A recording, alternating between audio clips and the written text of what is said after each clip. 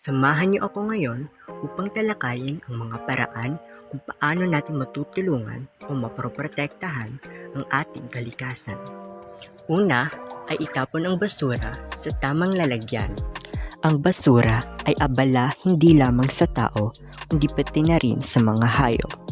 Ang simpleng paraan na ito, kung gagawin ng lahat, ay may malaking epekto sa kalikasan. Pangalawa ay magtanim ng mga katutubong halaman at puno. Sa pagtatanim ng halaman o mga puno sa naaayon ng lugar, natutulungan ang mga hayop o iba pang natural na proseso sa kalikasan na nakasanayan na sa lugar na yon. Pangatlo, maging matipid sa paggamit ng tubig at kuryente. Ang mga kagamitan na ito ay hindi panghabang buhay na naririyan.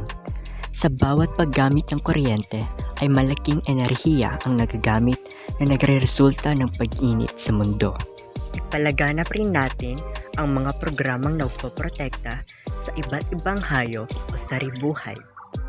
Ang mga programang ito ay pinangangasiwaan ng mga eksperto, kaya mas madali silang lapitan ng mga individual na maaaring konti lang ang alam sa programa pero may pagmamahal sa kalikasan.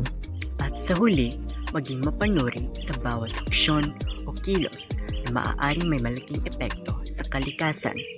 May sarili ka bang sasakyan o ikaw ay nagko-commute? Mas gusto mo bang maglakad, magbisikleta, o sumakay sa isang kotse para marating ang iyong destinasyon? Ang pinanggalingan ng mga materyales sa paggawa ng iyong mga gamit, mabuti ba ang pamamaraan sa pagkuha nito o may mga naaapektuhan? Ilan lamang ito sa mga paraan pero malaki na ang tulong nito sa kalikasan kung ito ay ating gagawin.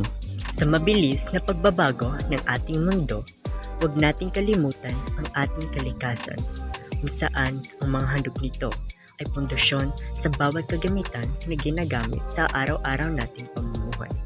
Nakasalalay sa kalagayan ng kalikasan ang magiging kinabukasan natin lahat.